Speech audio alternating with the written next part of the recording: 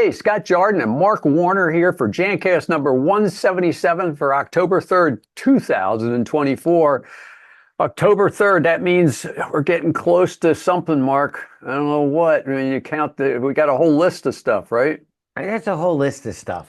That's for sure. But the more interesting thing is how fast the third quarter of 2024 went by. Yep, Boom. Literally October 1st is to the December 31st is fourth quarter. So yep. all the fourth quarter plans come into play now, Oh, yeah. which is fascinating in itself because the ISSA show falls in this quarter, Yep. and we're looking forward to that. And the weather changes.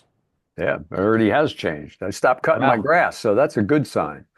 yeah, well, the grass floated away in North Carolina. Yeah, that was terrible. Terrible. Yeah, Yeah, what Hurricane a Helene. So that I heard that was the most powerful storm ever to hit the U.S. Oh, because it really? hit as a four, and I was baffled by that because I thought wasn't Katrina a four? Yeah, I thought so. Yeah. Yeah, but I mean, and regardless, it was a pretty powerful and a Yeah. bad one. Well, and then you had all those places inland that hadn't, like Atlanta had a tropical depression over top of it, which I don't know how often that's happened, but and then inland had all the rivers flooding because of all the rain and everything else. I mean, it was just a mess. I mean, boy, I tell you. Well, the interesting thing about that is when hardship happens like that, you start to see people rally the cry to Yeah. help, and you did that as well. Yep. Yep. Well, we are known for pathogen control, and there might be some pathogen issues in that market area. So we're willing to make some charitable donations as well as real product as well. But yeah, so let's hope everybody's safe and getting through all that mess down there. Yep. Next thing we're going to know, Scott, it's going to be like near the end of October, and it's going to be cold. We'll be wearing coats. I'm going to have a beanie on and No, earmuffs. And no, no, no, no, no, no, no. not quite. Not yet, not I'm. yet. Hey, Next is thing our going on next? is we're going to be trick-or-treating. Oh yeah. We're gonna have to show up with fangs and ears or something, horns. Well, Um, in the news, Mark, I'm very disappointed that the janitorial workloading bill apparently got passed because I was going to resign as president of the bowling companies and start working as a janitor because those guys were going to be able to what was it? The the craziest thing, Yeah, they it's crazy actually, numbers. yeah, I mean, the ISSA kind of rallied the cleaning industry to fight that, which was great. But the uh, the specs that they were looking at was trying to limit to every custodial worker to 2,000 square feet an hour, Right. and it was baffling because even an auto scrubber will do 5,000 square feet in 50 minutes. So like you have to wonder what was that supposed to mean? Like a guy running an auto scrubber works for like 15 minutes and then takes a 45-minute break, or somebody running a wide area sweeper in an airport, they're rated at 200,000 square feet an hour. So what do they Yeah. do? Work for like 3 minutes and then like It, take a it, break? uh, it's like the pilots when you're on the plane and it's waiting to take off, and the next thing you know, the pilot comes on and says, "I'm sorry, I have We've to timed leave. out. I've exceeded my hours." Yeah, That's yeah, what the, right. the auto scrubber. So that's why I was going to leave my position here at Bullen. And I figured, well, I could probably do two or three other jobs at the same time while I'm working the auto scrubber because I have to stop every 5 minutes, right? Yeah, right. And the No, it was auto a scrubber crazy guys bill. are going to be really mad because they for years and years and years have been trying to figure out how they can get more square foot out of their piece of equipment. Now the humans can't even use it, so the only thing left over there is robotics, right? Because if it's not a human running the machine, it doesn't matter from an hour standpoint or square foot or any of that stuff, right? There you go. That's the way around it. You just Yeah, fire man. everybody and have robots doing all the work. Not But a good, but not a thanks to good. the ISSA and other parts, you can fill the listeners in or the viewers in, right? I mean, they overturned it Yeah, they or pushed it back. modified it. Let's So put it that way. yeah, pushed it back so it'll get rethought out, I imagine. But the whole concept of the cleaning industry has always been about being effective and efficient. Yeah, And profitability comes from becoming more efficient through the use of state-of-the-art equipment and chemistry, right? yep, yep, So that whole bill kind of undermined the whole concept of what drives technology and growth and continuous quality improvement and everything else. It's a ridiculous bill. Yeah. Speaking of ridiculous bills, Scott, the U.S. Green Building Council's Leadership for Energy and Environmental Design lead had their version 5 come out. And this was another one that was written a little, let's just say, erroneously missing the fact that the cleaning part of a building has anything to do with the energy and environmental design. Yeah. So Why it would you have left to a have those big, things linked? they Yeah. left a big piece out. So I know that ISSA was pretty proud of the fact that they had again rallied the cleaning industry to say, hold it, time out. That's you're overlooking a major impact on energy and environmental design, and that is care and maintenance of the building. Yep. So they pushed back so hard that it's coming back out for another review, and there is a webinar that covers all that. It covers all the changes to it, which I believe is going to be released about next week, maybe, Okay. Cool. somewhere around the 10th. Yep. And this was supposed to have been taken care of based on our notes here in May, right? Yeah, but they got That's a so much long delay. pushback. So much pushback. That's hilarious. Yeah. Yeah. Well, in other Anyway, it news, shows speaking that of we're ISSA, yeah. yeah, good Speaking of stuff. ISSA, there's that's the whole board of directors is announcing, the new incumbents and those that are leaving. And you served as president of the ISSA board, as did your father. And I served on the board of directors of ISSA as a director Yep. for a while. So I mean, we have a lot of respect for these folks Oh and yeah. what they're about to face and the Yep. A lot of challenges and time involved. responsibility. Yeah. Yeah. So we know a few of these people, right? So we got Yeah. the outgoing people we've had on the show, a couple of them. So we had Matt on, he's not gone yet, but at the show where the new people are kind of phased in, which is Lori Sewell. Um, Sorry, Matt, but you're a has-been. If you haven't gotten the word yet, the day after, the day before, everybody wants to talk to you, wants your opinion on stuff. I mean, I've been there. I know. And the next day, it's like, Scott, who? Like, what? You're cut off. The email chain's gone. You're just a regular old person again. Except, walking the show, people know who you are and everything else. But yeah, so Matt's going to go through some withdrawal. He's still got another year of hanging around, but he's really just a has-been. Sorry, Matt, but now Lori's stepping in. I've served with Lori previously, long time ago, back when I was district director, I think. So she's fantastic. So she's going to be really, really good. And then Scott Stevenson, you just had some time with him, right? I Maybe did. Yeah, I did. tell the listeners and viewers what you were doing with Scott. So Scott runs a company called CleanMark, and they had a bunch of their folks run through the ISSA certification classes, and I was asked to be the instructor for it, which was fantastic, and got to hang out with, not only Scott Stevenson, but a bunch of the leadership of that organization as well. Yeah. So that was pretty awesome. Yeah, cool. So we got some inside connections there. Yeah, so it doesn't hurt to have BFFs on Maybe we can get invited to the Spartan party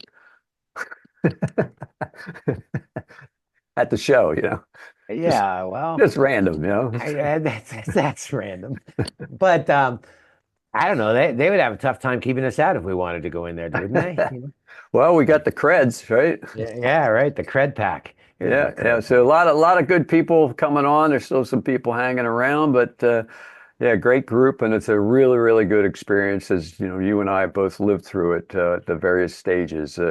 It's spectacular to hear from all these people that you wouldn't normally hear from. You get a chance to talk to other people from around the world, essentially, about the whole cleaning industry, and it just gives you a completely different perspective to kind of serve and be part of that, because you got a lot of say in what's going on in the world and the future of the cleaning industry. Yeah, it's like having your hands on the helm for a little while, helping steer it. So that's pretty cool. Yeah. I'm glad to see Debbie Sardone is Mhm. kind of a returning board member, and Yeah.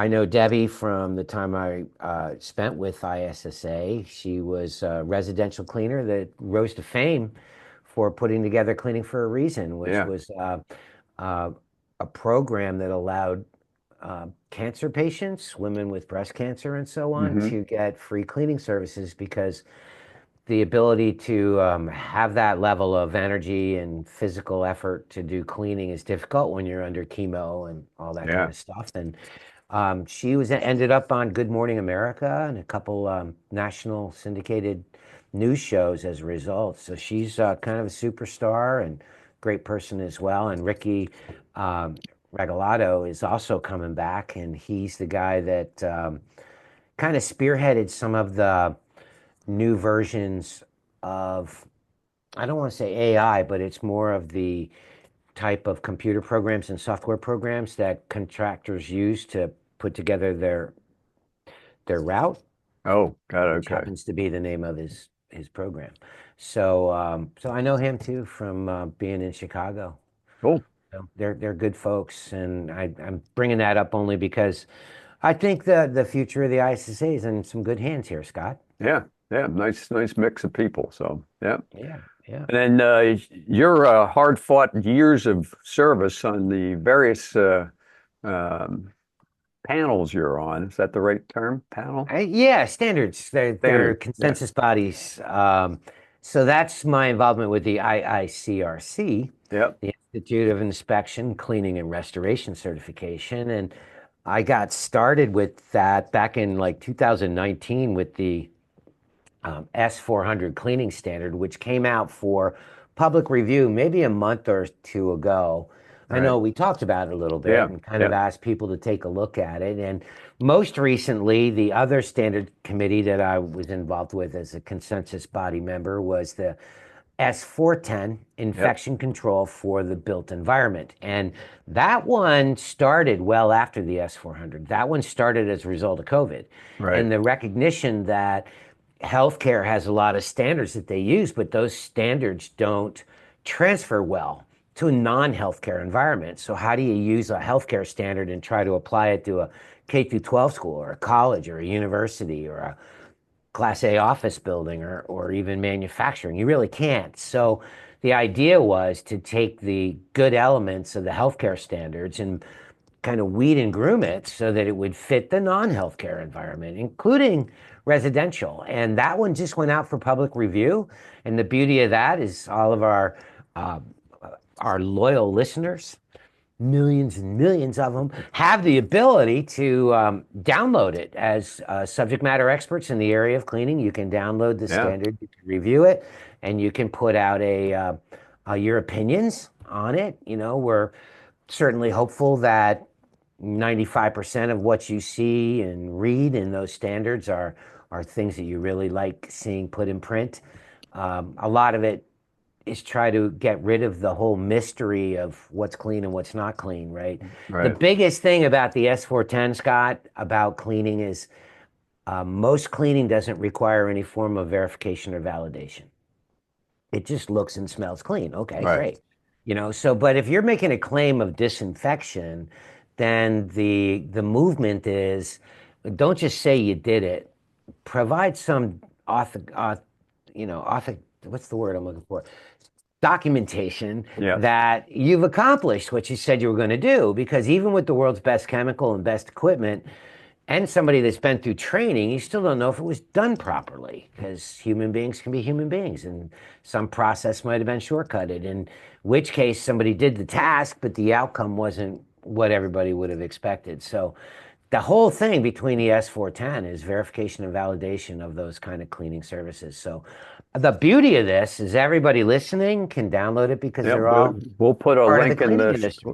yeah, we'll put a link in the show notes where people can get that. Yeah. And you reminded me earlier that, you know, if they do that, they actually get a copy of the draft so that Yeah. they can review it and might save them hundreds and thousands of dollars down the road if they have to try to buy it after it's fully released. So But food for let me ask thought. you let me ask you a question about this because we've been doing these shows for the last 6 months or so about the science behind cleaning and all the pathogen control and all that.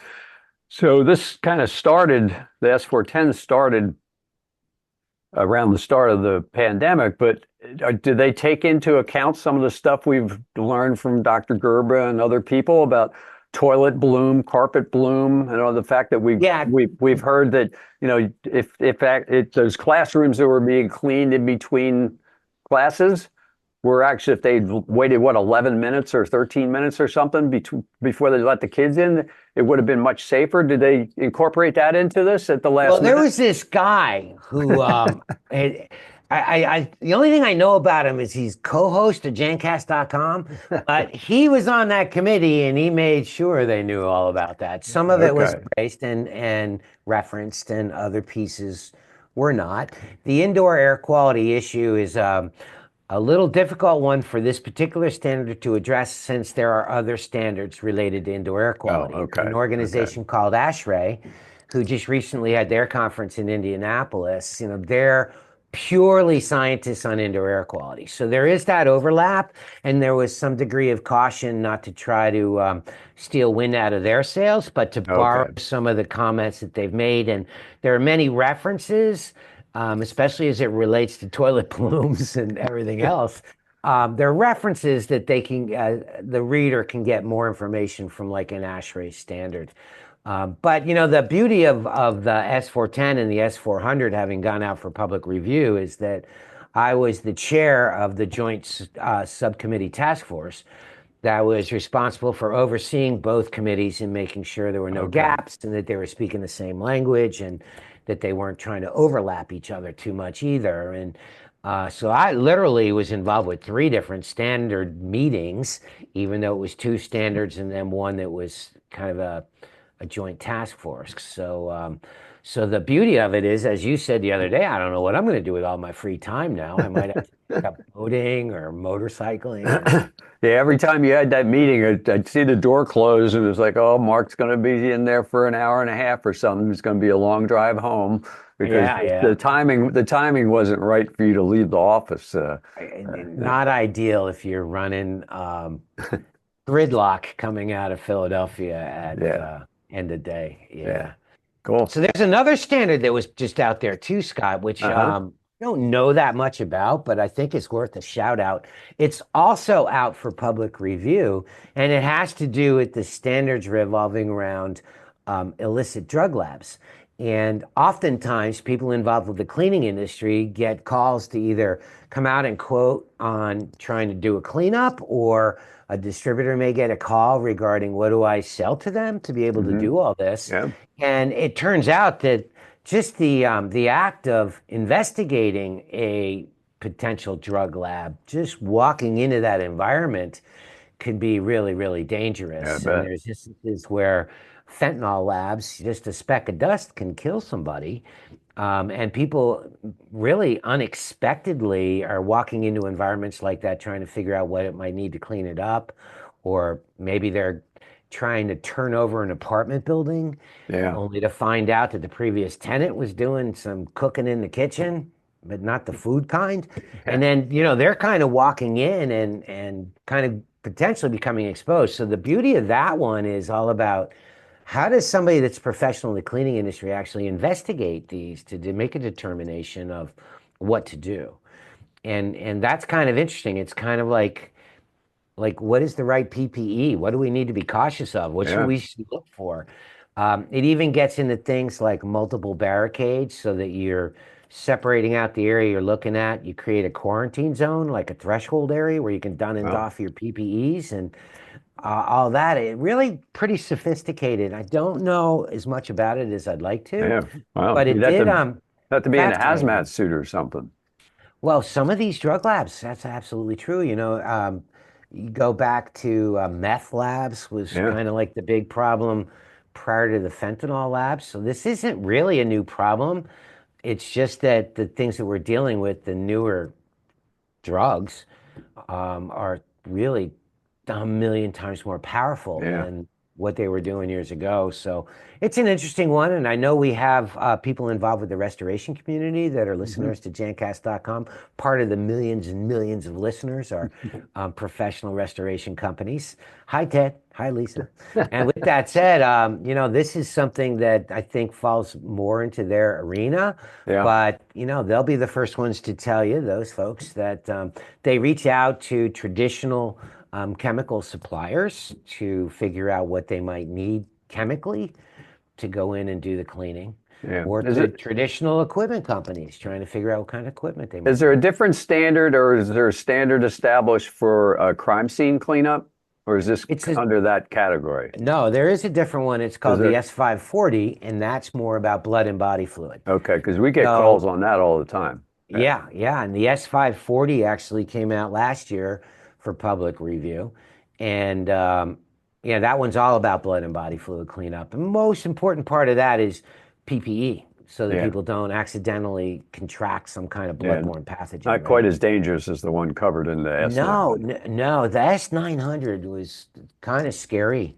What yeah. I heard about it and what I did read about it, it was really kind of frightening about people could really unexpectedly find themselves in a situation like that where a speck of dust would kill them. Like, what? What is Yeah. this? Another planet? But Hmm. Hmm. but yeah, it's that dangerous. So anyway, it's a good one, worth a Yeah. read.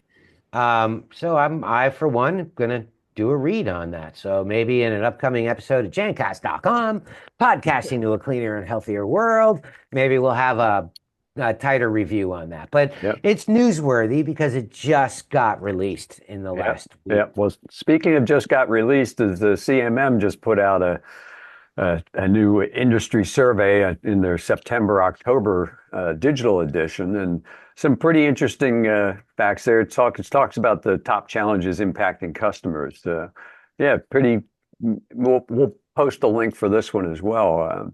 What I really like seeing in that, Scott, is so you and I have been preaching the value of clean for a long time, that Yeah. it's not just about appearances, making things look and smell nice, but there's a value in understanding the surfaces you're cleaning so you don't damage them in the act of cleaning them. That's called asset Yeah, preservation. that's a But very interesting one. People yep, don't and even then think about that, I don't think. yeah, I mean, yeah, you can clean anything, but if you destroy the surface in the process, then it really doesn't fulfill the mission of cleaning Yeah. professionally. Well, you wouldn't And have to then, clean it. You wouldn't have to clean it again. yeah, it's true. It So would it's be a an one and efficient way done. of handling it. You just can't Yeah, use whatever you cleaned ever again. yeah. And then, of course, the number one mission is evolved into cleaning for health.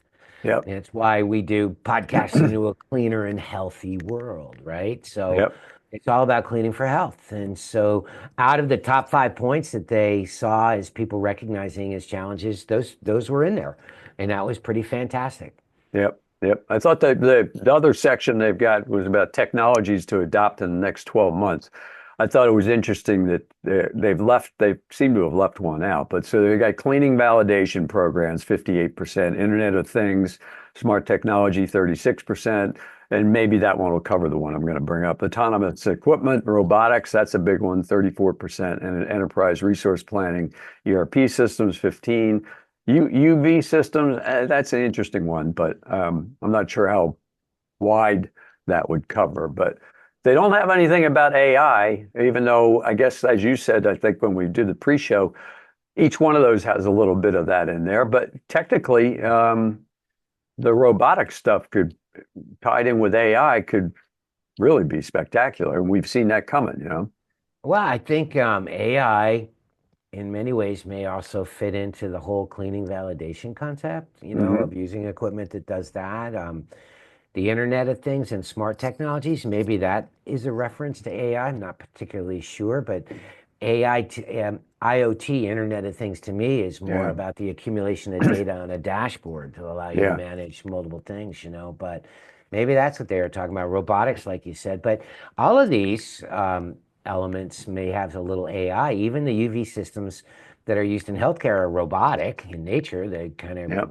move around a patient's room, right? So there's some Yep. AI if they're even mobile and autonomous. I think that is AI. But I'm not sure. I think somebody could reach out to us and let us know what they were thinking. Yeah. Hey, maybe they could be a guest on future Jancast. Well, thanks very much, Mark, for joining me again for another show. We're getting up there, 177. We have to figure out when we're going to hit 200 shows. Yeah, right. So Based on then every 2 weeks. So we'll have to come in with one of those party makers, blow it. So who yeah. knows? Well, thanks for all of you that joined us, and thanks for watching, and thanks for your feedback very much. We enjoy getting this information out there, trying to educate the general public on what's going on in the cleaning industry, and Jancast.com since 2004 has been doing that, right? Leading the way. That's right. So see y'all. Thanks, everybody. Okay, bye-bye.